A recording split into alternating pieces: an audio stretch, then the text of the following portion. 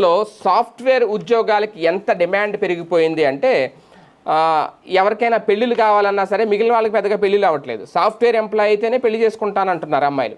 అంత డిమాండ్ పెరిగిపోయింది. ఎందుకంటే అందులో ఉండే వెసులుబాటులు అంత చక్కగా ఉంటాయి. వారంలో 2 సెలవులు, శని ఆదివారాలు సెలవు, వర్క్ ఫ్రమ్ హోమ్, కొంతమందికి ఇంట్లోనే కూర్చోవచ్చు. ఇంట్లో కూర్చొని చేసినందుకు నెట్ ఫెసిలిటీ, కరెంట్ బిల్లు అన్నీ కూడా కంపెనీయే కట్టుకుంటుంది. పైగా వీళ్ళకి మంత్లీ 6 నెలలకు ఒకసారి ప్రమోషన్లు, టీఎల్ఎల్కి అయితే విదేశాలు వెళ్ళడానికి లేదంటే డొమెస్టిక్ టూర్స్కి ప్రత్యేక ప్యాకేజీలు ఇస్తుంది కంపెనీ. రకరకాల వెసులుబాట్లు ఉంటాయి. ఒక రకంగా ఒక స్వర్గం అన్నమాట సాఫ్ట్వేర్ ఇండస్ట్రీ అంటే, సాఫ్ట్వేర్ కంపెనీ జాబ్ అంటే. అందుకే ఇప్పుడు సాఫ్ట్వేర్ జాబ్ వైపుకి ఇంతకుముందు ప్రభుత్వ ఉద్యోగిని పెళ్లి చేసుకోవాలనుకునేవారు. ఇప్పుడు అలా కాదు, దాన్ని బీటౌట్ చేసేసింది. సాఫ్ట్వేర్ ఎంప్లాయ్ కాదు అంటే అప్పుడు చూద్దాంలే ప్రభుత్వ ఉద్యోగిని అంటున్నారు అనమాట. ఎందుకంటే అన్ని వెసులుబాట్లు ఉంటాయి అందులో.